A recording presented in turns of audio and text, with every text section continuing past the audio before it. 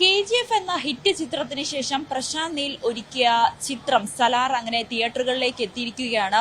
ആരാധകർ ഈ cinema announce ചെയ്ത കാലം മുതൽ തന്നെ ഒരുപാട് പ്രതീക്ഷയോടെ കാത്തിരുന്നതാണ്. ഒടുവിൽ ഇന്ന് ചിത്രം തിയേറ്ററുകളിലേക്ക് എത്തി.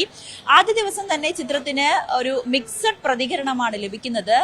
പ്രഭാസ് ആരാധകരെ സംബന്ധിച്ച് ചിത്രം നല്ലൊരു ഗിഫ്റ്റാണ്, നല്ലൊരു വിരുന്നാണ് ഒരുക്കിയത്. പക്ഷേ പ്രശാന്ത് നീൽ ഡയറക്ഷൻ KGF കണ്ടിറങ്ങിയവരെ സംബന്ധിച്ച് ഈ ചിത്രം ചെറിയൊരു നിരാശയും സമ്മാനിക്കുന്നുണ്ട്. കാരണം KGF-നെ പോലെ തന്നെ നമുക്ക് തോന്നിക്കുന്ന തരത്തിലാണ് ഈ സലാറും ക്രിയേറ്റ് ചെയ്തിരിക്കുന്നത്.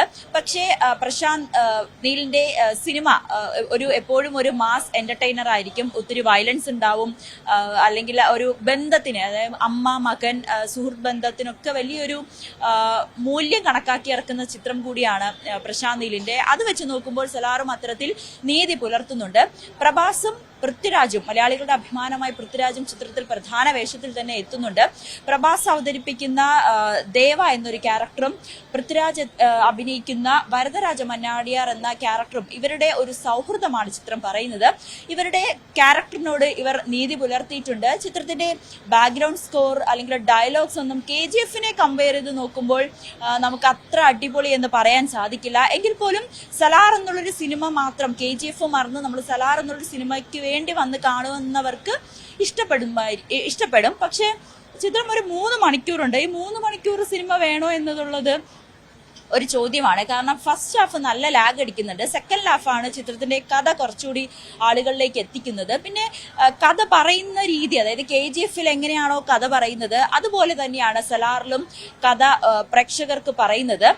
ഒപ്പം ചിത്രത്തിന്റെ ഡയലോഗ്സും ഒക്കെ നമുക്ക് അടിപൊളി എന്ന് പറയാൻ സാധിക്കില്ല. KGF-ലൊക്കെ നമ്മൾ ഇപ്പോഴും ഓർത്തിരിക്കുന്ന പല ഡയലോഗുകളുണ്ട്. അത് വെച്ച് നോക്കുമ്പോൾ സലാറിൽ അത്ര നമുക്ക് ഓർത്തിരിക്കാൻ പറ്റുന്ന ഡയലോഗ്സ് ഒന്നും ഇല്ല.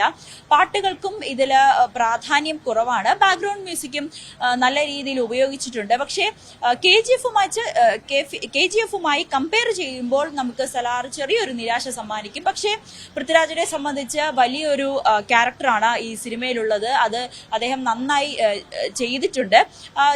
പൃഥ്വിരാജിന്റെ കരിയറിലെ ദ ബെസ്റ്റ് എന്ന് പറയാൻ പറ്റുന്ന സിനിമകളിൽ ഒന്ന് തന്നെയായിരിക്കും സലാർ.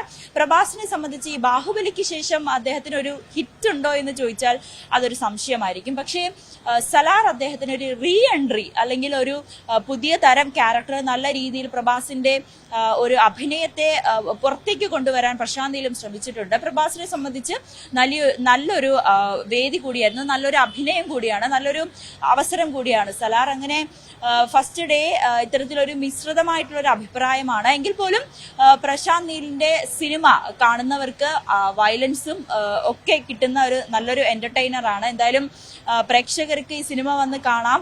ഒരു മാസ് എന്റർടൈനർ എന്ന രീതിയിൽ ഒരു പാൻ ഇന്ത്യൻ ചിത്രമായാണ് സലാർ ഇറങ്ങിയിരിക്കുന്നത്. എന്തായാലും ആരാധകരെ ചെറിയ രീതിയിലാണ് നിരാശയാക്കിയെങ്കിലും പ്രേക്ഷകർക്ക് ഇഷ്ടപ്പെടുന്ന തരത്തിലൊരു മാസ് എന്റർടൈനറായി തന്നെയാണ് സലാർ എത്തിയിരിക്കുന്നത്.